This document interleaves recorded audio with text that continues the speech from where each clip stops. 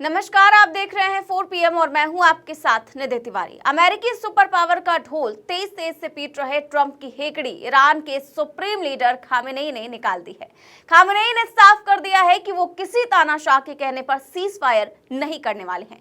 एक और Trump please जंग रोको की गुहार लगा रहे हैं, लेकिन दूसरी ओर ईरान ने साफ कर दिया है कि अगर सीज फायर होगा तो ईरान की शर्तों पर ही होगा। ईरान ने अपने परमाणु कार्यक्रम को फिर से शुरू करने का ऐलान कर दिया है। इससे साफ हो गया है कि ना तो सीज फायर हुआ है और ना ही ईरान ट्रंप की गीदड़ भभकी से डरा है। तो ईरान के सुप्रीम लीडर ने कौन सा पोस्ट ट्रंप को तानाशाह कहते हुए लिखा है और ट्रंप के दूसरे पोस्ट के बाद भी क्यों ईरान ने इजराइल पर अटैक कर दिया है, ये सब कुछ हम आपको अपनी इस रिपोर्ट में बताएंगे। साथ ही इस पर भी चर्चा करेंगे कि कैसे ट्रंप का सीज फायर वाला गेम फेल हो गया है। तो ईरान और इजराइल में सीज फायर नहीं हुआ है, ये बात अब खुलकर सामने आ गई है। ईरान सुबह से अब तक इजराइल पर 25 से ज्यादा मिसाइल से अटैक कर चुका है। इसके बाद ट्रंप को मजबूर होकर दूसरा सोशल मीडिया पोस्ट करना पड़ा, जिसमें प्लीज जंग रोको की उन्होंने गुहार लगाई है।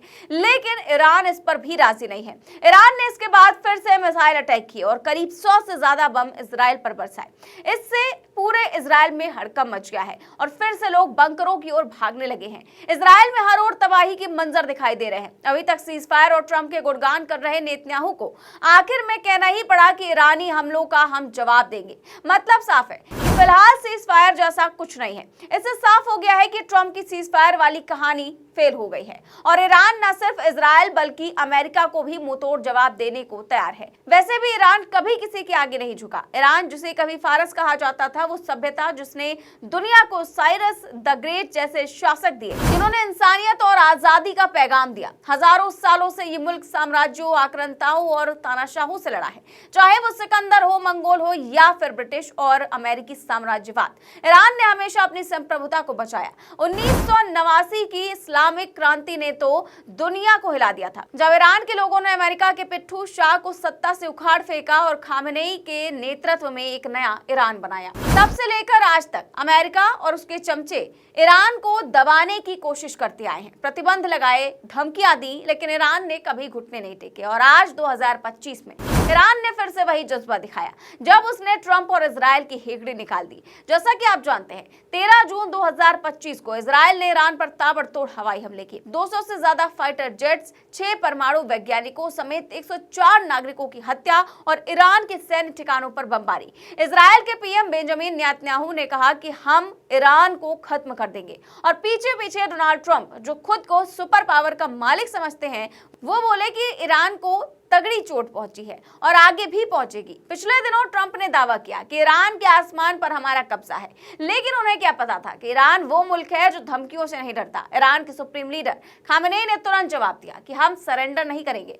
अगर अमेरिका ने इजराइल की मदद की तो अंजाम बुरा होगा। और फिर शुरू हुआ ईरान का पलटवार। ईरान ने इजराइल पर बैलिस्टिक मिसाइलों की बारिश कर दी। तेल अवीव, हाइफा जैसे शहरों में सायरन बजने लगे, लोग बंकरों में भागे। इजराइल की हालत पतली हो गई और ट्रंप की सुपर पावर वाली शेखी धरी की धरी रह गई। इस घटना के बाद ट्रंप की कहानी में एक और धमाकेदार मोड़ आया।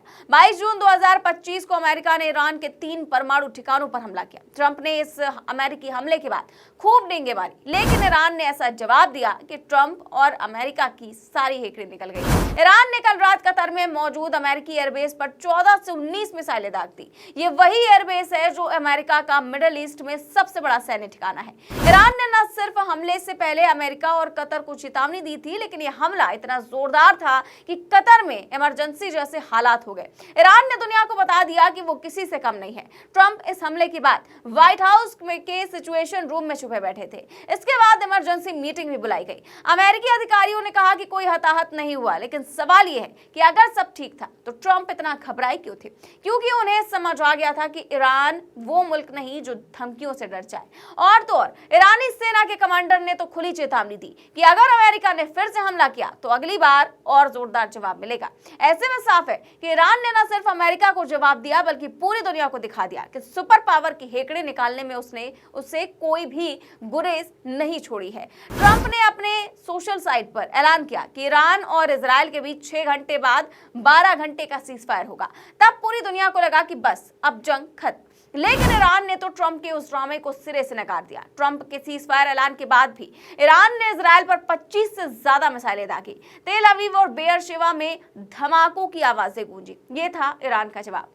ऐसे में ट्रंप की सारी बातें धरी की धरी रह गई। इसके बाद हालत इतनी खराब हुई कि सीजफायर कराने के लिए अमेरिकी अफसर, कतर प्रशासन पूरी तरह से जुट गया।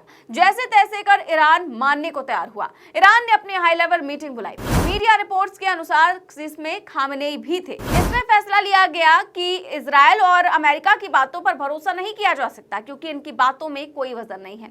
एक बार ट्रंप कहते हैं कि 2 हफ्ते बाद फैसला लेंगे और फिर 24 घंटे बाद ही ईरान पर अटैक करने लगते हैं। यही वजह है कि इजराइल ने सीजफायर का ऐलान तो कर दिया, लेकिन ईरान की ओर से कोई आधिकारिक बयान नहीं सामने आया। और आखिर में ईरान के सुप्रीम लीडर खामेनेई ने एक्स पर पोस्ट कर साफ कह दिया कि ईरानियों ने दिखा दिया कि तानाशाहों की धमकियों से डर कर कभी सरेंडर नहीं करेंगे। ये सीधा सीधा जवाब था ट्रंप के उस प्लीज वाले ट्वीट का, जिसमें वो सीज फायर की भीख मांग रहे थे। कतर के पीएम शेख मोहम्मद अल थानी को ट्रंप ने सीज फायर के लिए मध्यस्थता करने को कहा। कतर ने ईरान से बात की, लेकिन ईरान ने साफ कहा हम अपनी शर्तों पर ही रुकेंगे। ट्रंप जो दुनिया को धमकाने के आदी थे, अब कतर और अमेरिकी अधिकारियों के साथ मिलकर ईरान के सामने गिड़गिड़ा रहे थे, लेकिन ईरान ने उनकी एक ना सुनी। ईरानी संसद के प्रवक्ता मेहदी मोहम्मदी ने एक्स पर लिखा कि अमेरिका और ट्रंप झूठ बोल रहे हैं और सच्चाई यही थी। ईरान ने न सिर्फ सीजफायर को थोपा हुआ बताया, बल्कि अपनी ताकत से दुनिया को हिला दिया। तो एक और जहां सीजफायर का बड़ा ड्रामा इजराइल और अमेरिका चल रहे थे, तो वहीं दूसरी ओर न सिर्फ ट्रंप बल्कि नेतन्याहू भी अपनी जीत का फर्जी दावा पेश करने लगे थे। नेतन्याहू ने कहा कि हमारा मकसद पूरा हो गया, हमने ईरान को परमाणु हथियार बनाने से रोक दिया। वहीं दूसरी ओर ट्रंप का दावा था कि ईरान का परमाणु हथियार खत्म हो गया। लेकिन सच क्या है, ये पूरी दुनिया जान चुकी है। ईरान ने अपने परमाणु संवर्धन को सेफ बचा लिया है। हाँ, इतना जरूर है कि इजराइल में सायरन बंकरों में छुपते लोग और सैन्य ठिकानों पर ईरानी मिसाइलों की बरसात ये गवाही देती है कि अब तक हुई जंग में ईरान बहुत आगे है। उसने न सिर्फ इजराइल को भी सबक सिखाया है, बल्कि अमेरिका बेस पर भी हमला कर दिया और उसकी सिट्टी पिट्टी गुम कर दी है। जनरल नायनी ने कहा कि ये हमारी अब तक की सबसे सफल जवाबी कार्रवाई थी और सच्चाई यही है। इजराइल ने सपने में भी नहीं सोचा था कि ईरान इतना जोरदार जवाब देगा, और अमेरिका वो तो बस मूक दर्शक बना रहा। ईरान ने अकेले ही दोनों की हवा निकाल दी, और सच्चाई ये है कि इस जंग में अभी तक जीत ईरान की ही हुई है और इजराइल बस अपनी हार को छुपाने के लिए ड्रामा कर रहा है। आपको बता दें कि ये जंग सिर्फ ईरान, इजराइल और अमेरिका तक सीमित नहीं रहा। ईरान ने जब स्ट्रेट ऑफ हॉर्मुज को बंद करने का ऐलान किया तो पूरी दुनिया में हड़कंप मच गया।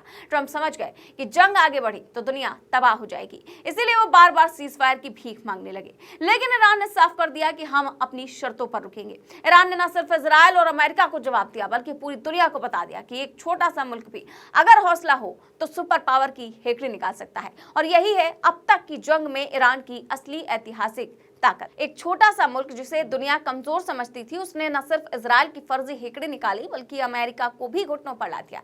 जनरल मोहम्मद पाकपुर ने अमेरिका को चेतावनी दी कि अगली बार और जोरदार जवाब मिलेगा, और दुनिया आज ईरान के इस जज्बे का जश्न मना रही है।